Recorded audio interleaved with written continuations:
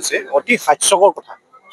তাৰমানে এতিয়া NCERTৰ ভিতৰত আমাৰ 8ম শ্ৰেণীৰ বুৰঞ্জী বিষয়টো তাত সন্নিৱিষ্ট কৰিছে, এইটো ভাল কথা। এইটো কৰিছে, ভাল পাইছোঁ। আহোম বুৰঞ্জী জানিব লাগে, অসম বুৰঞ্জী জানিব লাগে, ইতিহাস জানিব লাগে। কিন্তু অতি হাস্যকৰ কথা যে এই আহোমক লৈ বাৰে বাৰে মানে ভুল যি তথ্যবিলাক দি থাকে, এইটো অকল আজি এতিয়া হৈছে বুলি নহয়। মাজতেতো আপোনালোকে খুব হাঁহি উঠা কথা, তাজমহলটো মোগলৰ বোলে সৰ্বোচ্চ অৱদান বুলি কিবা মানে হেৰি বুলি মানে এবাৰ কৈছিলে। এইটো কোনোবা এজন বিশিষ্ট মানে এজন মানে কি ক'ব, বিশিষ্ট শিক্ষিত এজন মানে মানুহ, মই নামটো নকওঁ এতিয়া, আপোনালোকে জানে সেইটো। কিন্তু বাৰে বাৰে ভুলবিলাক কৰোঁ বুলি তেওঁলোকে কৰি থাকে। এতিয়া যিকেইটা তাত ভুল আমি তথ্য পাইছোঁ 8ম শ্ৰেণীৰ পাঠ্যক্ৰমটোত, সেইটো তেওঁলোকে, আমি ভাবিছোঁ তেওঁলোকে জানি শুনি কৰিছে। কাৰণ আহোমৰ ইতিহাস নজনা, আহোম বুৰঞ্জী নজনা ইয়াত মানুহ নাই। সাধাৰণ মানুহো জানে। আপুনি আজিকালি LP স্কুলৰ 4ষ্ঠ শ্ৰেণীৰ ল'ৰাটোও জানে, গম পাইছেনে? কিন্তু কথাটো হৈছে NCERTৰ ভিতৰত এই যিবিলাক তথ্যবিলাক দিছে, এইবিলাক সাংঘাতিক ভুল। আৰু এই ভুলবিলাকে আচলতে আমাৰ সমাজখন বিশৃংখল কৰাৰ এটা তেওঁলোকে চেষ্টা কৰে। আৰু সমাজখন তেতিয়া বিশৃংখল হ'ব। যেতিয়া ইতিহাস বিকৃত কৰা হ'ব, মানুহৰ মানসিকতা বিকৃতি হ'ব। আহি থকা প্ৰজন্মই তাৰ পৰা কি শিকিব? গতিকে এনেকুৱা ধৰণৰ ভুল কৰিব নালাগে বুলি আমি কৈছোঁ। কোনো বুৰঞ্জীত বেয়া কথা লিখা নাই, আহোম বুৰঞ্জীত এনেকুৱা বেয়া কথা নহয়, নাই লিখা। আহোম বুৰঞ্জীত আহোমে কেনেকৈ অসমখন ৰক্ষা কৰিলে, প্ৰতিষ্ঠা কৰিলে, অসমীয়া জাতি কেনেকৈ গঠন কৰিলে, বীৰ বীৰংগনাবিলাকৰ কথা লিখা আছে, কেনেকৈ জাতিটোক উদ্ধাৰ কৰিলে, বহিৰাগত আক্ৰমণৰ পৰা ৰক্ষা কৰিলে, এই কথাবিলাক লিখা আছে। কিন্তু তেওঁলোকে আহোম বুৰঞ্জীখন বাৰে বাৰে বিকৃত কৰিব বিচাৰে, যাতে আহি থকা প্ৰজন্মই ভুলকে বুজক। আৰু এটা জাতি, মহামতী চাউলুং চুকাফাৰ নেতৃত্বত এটা যে জাতি গঠন হৈছিলে, আৰু সেই জাতিটোৰ অৱদান ইয়াৰ পৰা নাইকিয়া কৰিবলৈ এটা অপচেষ্টা কৰি আছে। গতিকে এইবিলাকৰ পৰা মই লেখকবিলাকৰ পৰা, তথাকথিত বুৰঞ্জীবিলাকক আমি সাৱধান কৰি দিছোঁ যে তেওঁলোকে এনেকুৱা ধৰণৰ চেষ্টাবিলাক আৰু নকৰিব।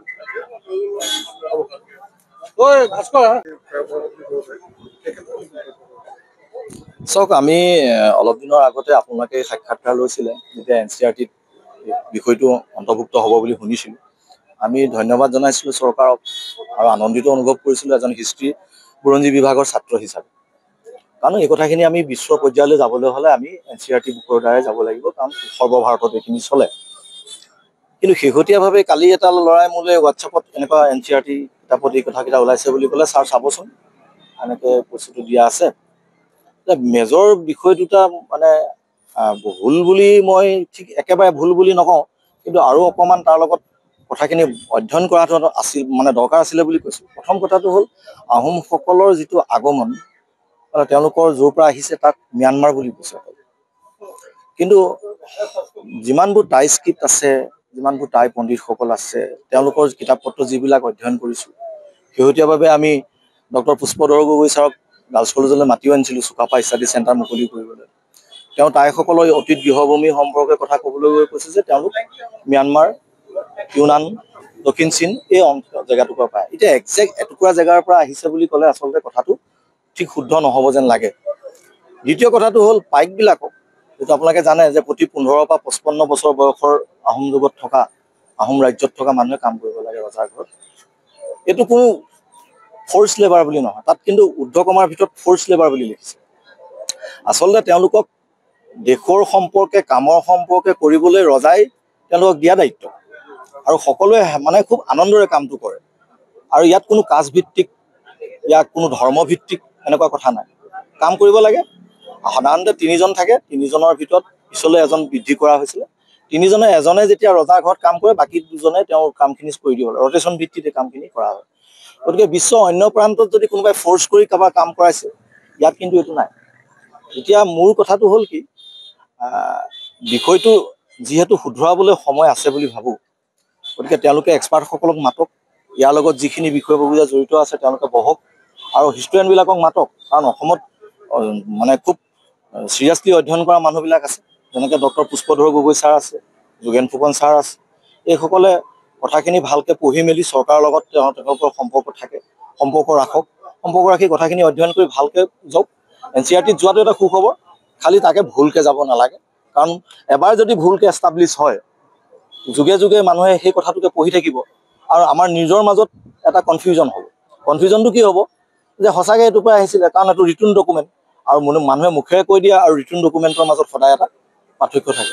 মই ভাবোঁ যে নিৰ্ভেজালভাৱে গ'লে ইয়াত কোনো সমস্যা নাই। খালি নিৰ্ভেজালভাৱে যাব লাগিব যে সেইটো চৰ্তসিদ্ধ। কাৰণ বুৰঞ্জীখন আহোম যুগৰ বুৰঞ্জী আপুনি বিশ্বৰ ক'তোৱে নাই। এনে এটা জাতি যিটো জাতিয়ে সকলোকে জীয়াই থাকিবলৈ সুবিধা কৰিছে, সকলোকে সমমৰ্যাদা দিছে আৰু নিজতকৈ আনক মানুহক বেছিকৈ সুবিধা দিছে। এতিয়া এই ব্যাখ্যাখিনি যদি তালৈ নাযায় তেতিয়াহ'লে কথাখিনিতো মানে পিছৰ জেনেৰেশ্যনৰ কাৰণে দিগদাৰ হ'ব। গতিকে মই চৰকাৰক অনুৰোধ জনাওঁ, তালৈ নিয়া পদক্ষেপটো ধন্যবাদ জনাইছোঁ আকৌ এবাৰ, কিন্তু যাতে আকৌ শুদ্ধভাৱে প্ৰতিষ্ঠা কৰক। নমেদ বুলি লিখিছে তাত কথা এটা, সেইটো মই সেইকাৰণে ষ্টুডেণ্টবিলাকলৈ দিছোঁ যে তাত নমেদ এওঁলোক আচলতে আছিলে নে নাই। যিটো হেডিং দিছে, হেডিংটো নমেদ শব্দটো ইউজ কৰিছে। নমেদ মানে অঘৰী জাতি বা যাযাবৰী জাতি বুলি বুজায়। যদি তেওঁলোকৰ শব্দটোৱে কিবা বেলেগ বুজাইছে তেতিয়াহ'লে তাক ইণ্টাৰপ্ৰিটেশ্যনটো কৰি দিব লাগে। ইতিহাসটোত এটা শব্দই আচলতে বহুত কথা কয়তো, গতিকে তেওঁলোকে ডাঙৰ এক্সপাৰ্টবিলাকৰ লগত লওক। আমি বুৰঞ্জীৰ সাধাৰণ ছাত্ৰ, গতিকে আমি যিমান দূৰলৈকে পঢ়ি পাইছোঁ এওঁলোক অতি সুসভ্য জাতি। কিবা পৰিস্থিতিত নিজৰ গৃহভূমি এৰি আহিছে, বেলেগত ৰাজ্য পাতিছে, কিন্তু অতীতটো থকা, অতীতত এটা খুব কালচাৰেট এটা জাতি। এওঁলোকে প্ৰথম কালচাৰ হৈ ইউনিভাৰ্চেল হয়। আপুনি মেডাম মেফিৰ পৰা যিমান অনুষ্ঠান আপুনি দেখিব অকল আহোম মানুহখিনিৰ কাৰণে নকৰে, গোটেই ইয়াত বসবাস কৰি থকা জাতি বৰ্ণ ধৰ্ম নিৰ্বিশেষে সকলোৰ কাৰণে এওঁলোকে কাম কৰে। আৰু সেই বস্তুটো যদি অকল ছিংগুলকৈ দেখুৱাবলৈ যায় তেতিয়া কথাটো অলপ বেলেগ ধৰণৰ হ'ব। সেইখিনি কথাই ভাবোঁ। আৰু লাচিত বৰফুকনৰ কথাখিনি বেছিকৈ ওলাব লাগে, কাৰণ মোগলক সেই সময়ত মোগলটো যদি আমি এডমিনিষ্ট্ৰেটিভ ইউনিট বুলি ভাবোঁ বা ধৰি লওঁ তেতিয়াহ'লে মোগলক খেদিব পৰা জাতি এইটোৱে। আৰু এই শৰাইঘাটৰ যুদ্ধখন বিশ্বৰ যদি 10খন যুদ্ধ চোৱা হয় তাৰ ভিতৰত এখন ইনকম্পেৰেবল ৱাৰ। আৰু এইখন যুদ্ধতেই আচলতে নাই ৰঙামাটি নাই গুৱাহাটী শ্লোগানটো আমাৰ ওলাইছে। গতিকে হিষ্টৰিয়ানবিলাকে এই কথাখিনিত লওক, চৰকাৰে এটা চিৰিয়াছ কথা এটা ভাবক, তেতিয়া মই ভাবোঁ শুদ্ধ হ'ব। ধন্যবাদ। আচলতে এইটো এটা প্ৰথম কথা হ'ল যে আদৰণীয় পদক্ষেপ যে NCERT-ত আহোমৰ ইতিহাসৰ বিষয়ে আচলতে অন্তৰ্ভুক্ত কৰিছে, কিন্তু সমানে আচলতে এটা দুৰ্ভাগ্যজনক বিষয় যে গোটেই বিষয়টো আচলতে ইতিহাসখন আচলতে বিকৃতকৰণ কৰি নৱপ্ৰজন্মৰ কাৰণে আচলতে পাঠ্যক্ৰমত অন্তৰ্ভুক্ত কৰাৰ বিষয়টোৱে গোটেই আহোম জনগোষ্ঠীকে অপমান কৰিছে। আৰু অপমান কৰাই নহয়, আচলতে নৱপ্ৰজন্মক এটা ভুল তথ্যৰে ভুল দিশত আগবঢ়াই লৈ যাবলৈ চেষ্টা কৰা হৈছে।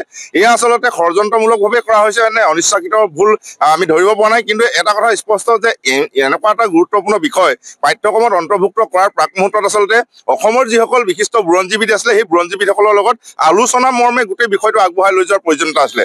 কিন্তু হয়তো সেইখিনি ক্ষেত্ৰত সেই প্ৰয়োজনীয়তা অনুভৱ নকৰিলে, আৰু অনুভৱ নকৰাৰ কাৰণে আচলতে একাংশ নিজকে বুৰঞ্জীবিদ বুলি জাহিৰ কৰি ফুৰা আচলতে প্ৰকৃততে যিসকল বুৰঞ্জীবিদ নহয় তেনেকুৱা এচাম মানুহক লৈ হয়তো এই পাঠ্যক্ৰম আচলতে তেওঁলোকে প্ৰস্তুত কৰি উলিয়ালে, আৰু তাৰ বাবে এনেকুৱা ধৰণৰ বিসংগতিবিলাক হৈছে বুলি আমি ভাবিছোঁ। গতিকে অতি সোনকালে এই যিখিনি ভুল তথ্যৰে আচলতে পাঠ্যক্ৰমত অন্তৰ্ভুক্ত কৰিছে এই গোটেই বিষয়খিনি শুদ্ধ কৰি আচলতে প্ৰকৃত যিখিনি তথ্য সেই প্ৰকৃত তথ্যখিনিৰ যোগেদি আচলতে প্ৰকৃত ইতিহাসটোক যাতে নৱপ্ৰজন্মৰ আগত পাঠ্যক্ৰমত অন্তৰ্ভুক্ত কৰাৰ যোগেদি আচলতে আগবঢ়াই লৈ যাবলৈ আমি দাবী জনাইছোঁ। আৰু এই ভুল তথ্যই আচলতে গোটেই আহোম জনগোষ্ঠীক অপমান কৰাৰ লগতে বিকৃতকৰণ নকৰিবলৈ আমি বাৰম্বাৰ প্ৰত্যেকটো আচলতে অনুষ্ঠান প্ৰতিষ্ঠানক আমি আহ্বান জনাই আহিছোঁ, কিন্তু বাৰে প্ৰতি এনেকুৱা ধৰণৰ ভুল কৰাটো আচলতে দুৰ্ভাগ্যজনক বিষয়। যিকোনো খবৰৰ বাবে যোগাযোগ কৰক 7099017330 লগতে 7099017110 নম্বৰত।